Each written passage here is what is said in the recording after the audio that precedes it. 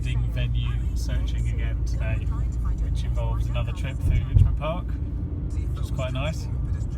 Welcome to another episode of Toby Stupid Vlog.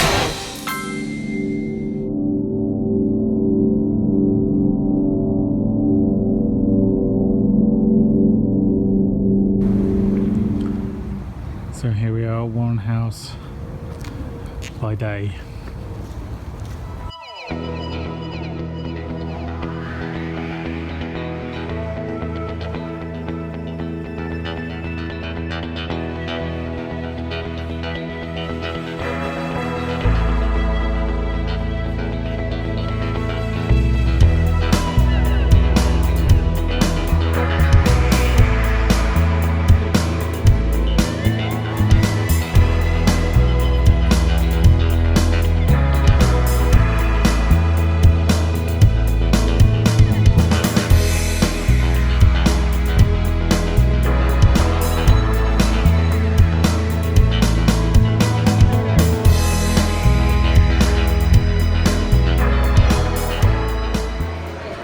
A bit of a change of scene. We're at Four Thieves in Clapham Junction, and everyone is about to do some.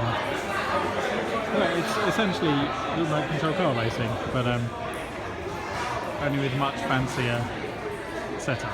Well, that is catastrophic.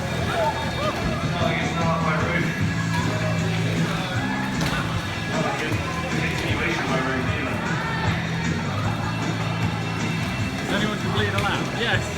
No. Yes.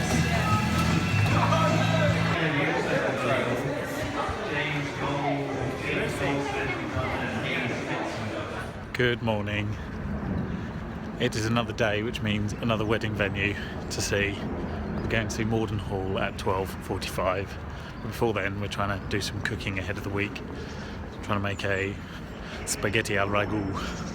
Trying to make a lot of ragu, so I need to buy a few more ingredients so we can get on with that, and then make some soup hopefully for veggie day tomorrow, and just get ahead in the week really, because I've got a few things on this week, and although I enjoy cooking, it sometimes is a thing that gets pushed right to the very last minute, so this is a way of counteracting that.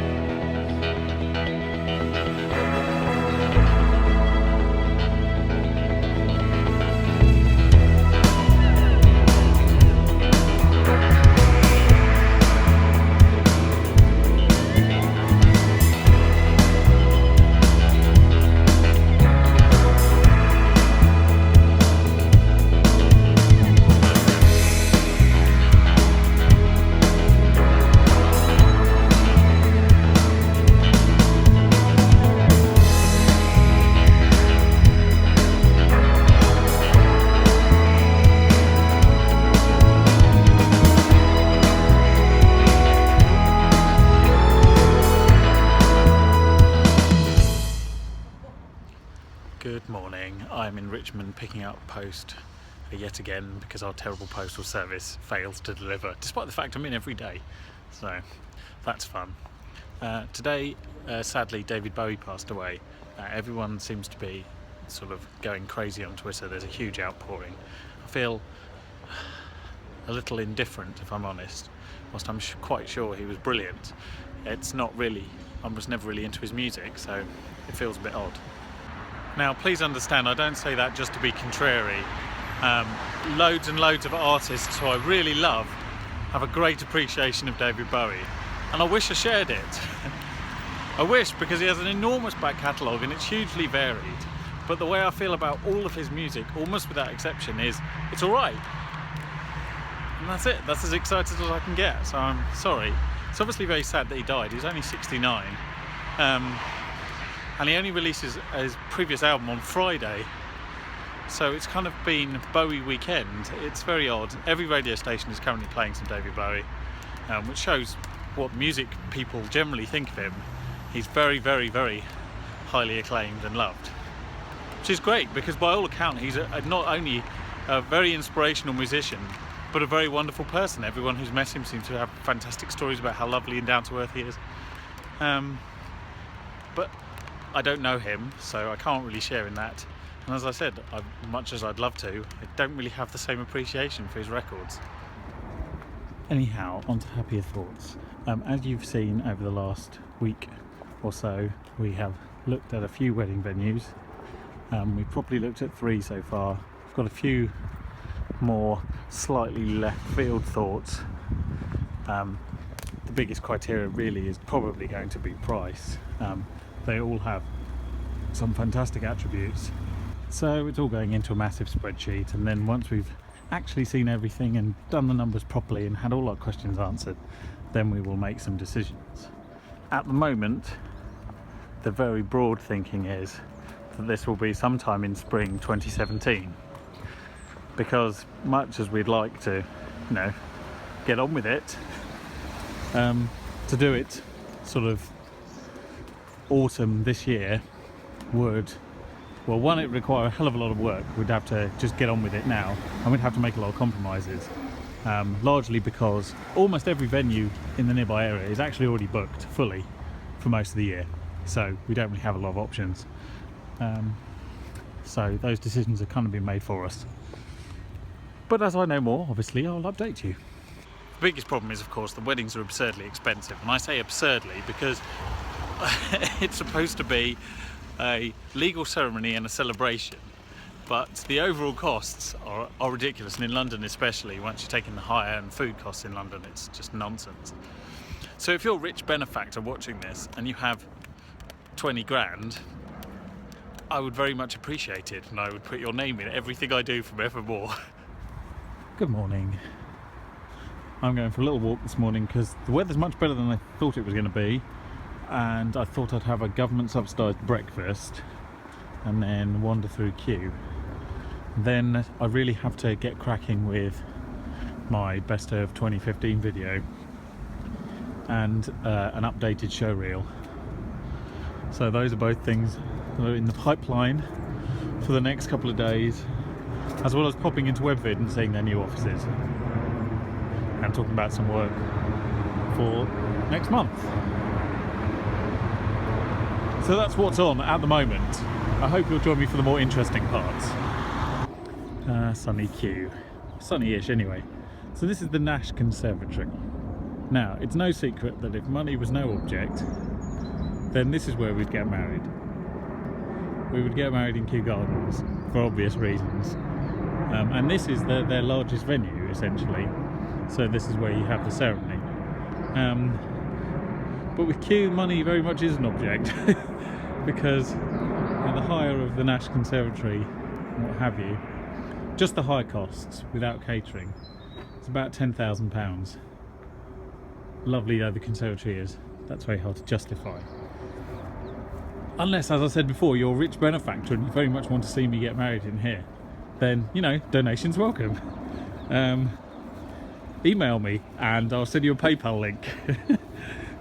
But presuming that that's not going to happen,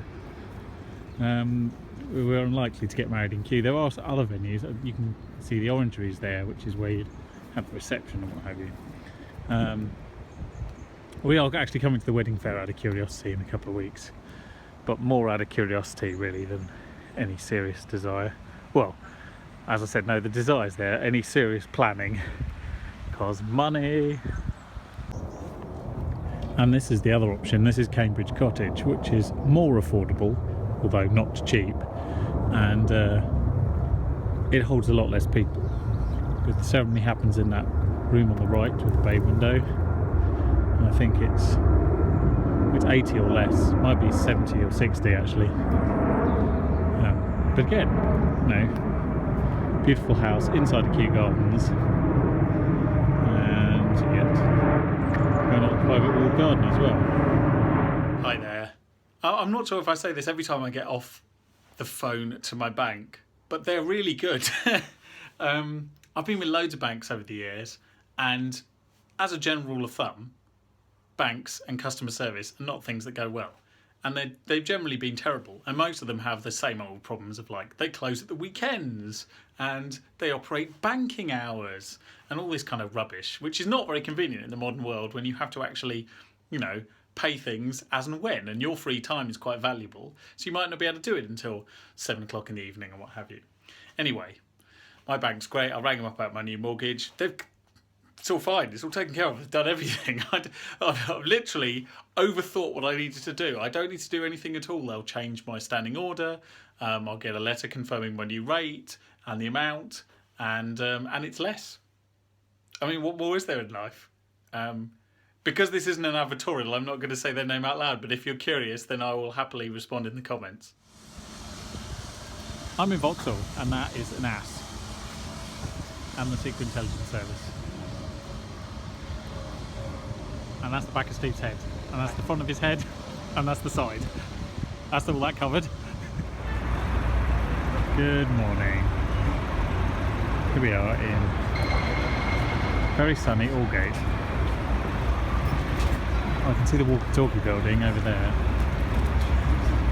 Anyway, we're heading for Old Spitalfields Market, which is possibly this way. I don't know.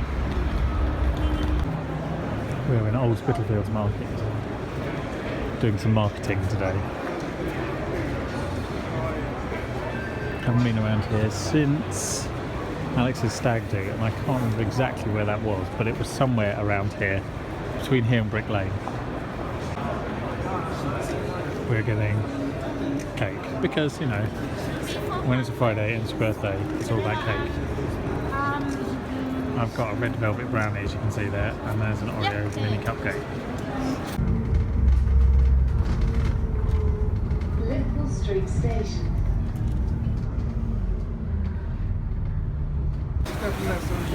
So we've made it from one market to another, going into Borough Market. Oh, that's excellent food there. Mega sausages and all sorts.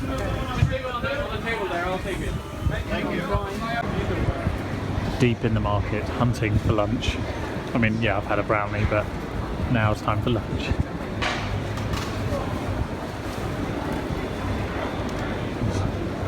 And cheese and ham.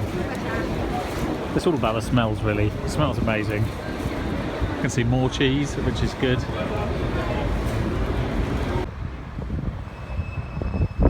It's a pretty clear day. All the way down over there, all the way to the city over here. Very silly shape skyscrapers. But that wind is really bitingly cold though. Just going to see if I can show you Tower Bridge to the right.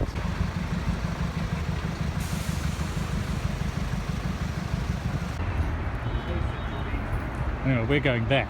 Oh, that's exciting. Treviso. Just to find the best Italian restaurant in Q/Whitby. No, I just wandered around looking at restaurants we haven't been to, ones that are highly rated. And this came out quite high, so it'll be interesting to see. Can it focus on my amazing sea bass? There we go, yes, sea bass. Chicken in darkness. In Treviso. Thanks very much for watching again this week. I hope you'll join us next week because we'll continue the hunt for wedding venues, and you should be able to come along with the whole process as we're going through. See all the way from engagement all the way through to the wedding, which is looking like it's going to be 2017. So I hope you'll subscribe and come on the journey with us. Thank you very much for watching, and I hope I'll see you next week.